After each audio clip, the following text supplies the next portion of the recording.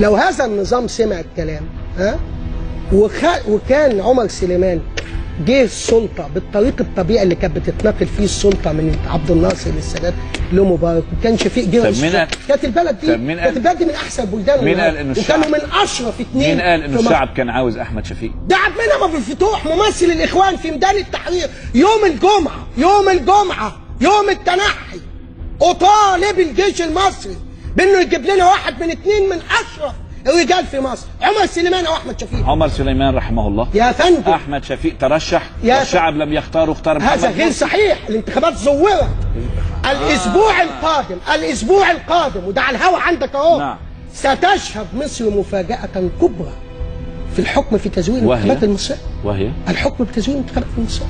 سيصدر حكم، أنا متأكد، بتزوير الحكم. بتزوير يعني سيكون الفريق أحمد شفيق رئيسا شرعيا منتخبا على الورق.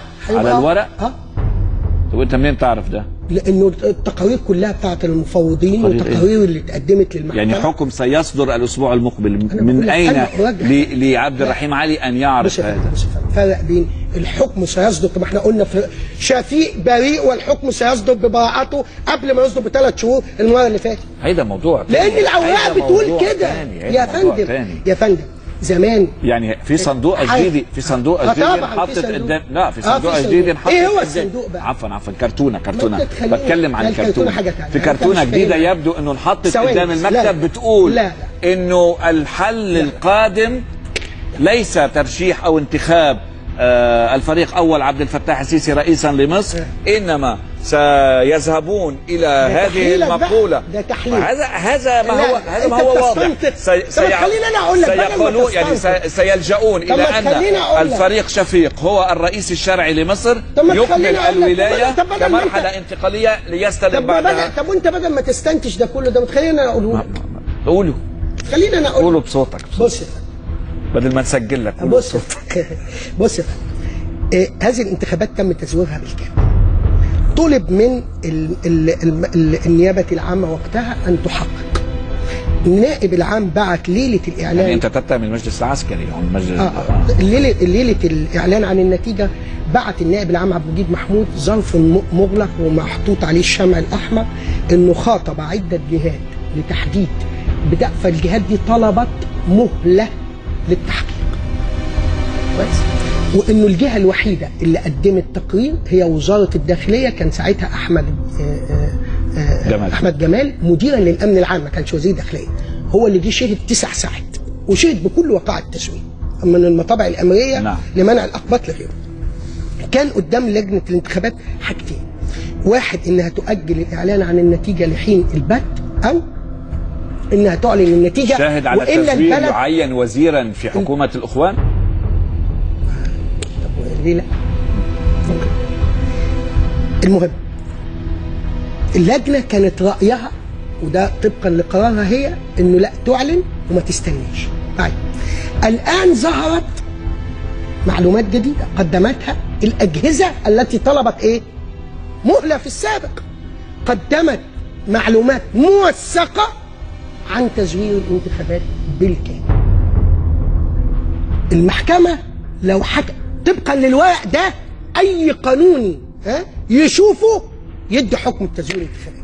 يبقى راي مين؟ اللجنه العليا للانتخابات. اللجنه العليا للانتخابات لا تتمسك بالماده 28 اللي هي ان هي صاحبه الحق الاول في الفصل، او تبرئ ساحتها للتاريخ وتقول ان هذه الانتخابات مصادره. طب يترتب عليها ايه اللي انت بتقوله ده دلوقتي؟ احنا امام حلين، اما الاعتراف المعنوي ان هذه الانتخابات زورت ولكن لا يجوز العوده الى الوراء ولا ترتب هذه النتيجه، وممكن اللجنه تقول كده انه لا يترتب على الحكم بتزوير الانتخابات نتائج مستقبليه، انه خلاص بس هي يترتب عليها ايه؟ نزع الشرعيه عن الرئيس اللي بيطالب بالشرعيه وهو في السجن، وعن جماعته اللي بيقولوا احنا حزب الشرعيه. طيب وما تقدرش كمان ما تعطيش الشرعيه للرئيس المنتخب؟ ده حكم محكمه، انت مالكش دعوه بيه. المنطوق يقول لا زي ما المنطوق يقول ايه؟ يعمل به باثر رجعي، او يعمل به في المستقبل، او لا يعمل به كده ولا يعمل به كده. منطوق الحكم هو حر فيه. يبقى انت قدام سيناريو انك نزع الشرعيه عن الرئيس مرسي فقط وليس اعطاء الشرعيه للفريق. ولكن هل يطعن بقرارات اللجنه العليا للانتخابات؟ طبعا لا يجوز امامها يا فندم. لا، اللي بيقول لك كده غلط. امامها يجوز. امامها هي وليس امام المحكمه. ما هو المحكمه انت بتاخد الحكم، ما بتطعن بايه؟ بتطعن بحكم المحكمه، بتاخده في ايدك كده وتقول له زميلك القاضي اهو، فانا بطعن قدامك ان زميلك القاضي حكم بالتزوير. هتعمل لي ايه؟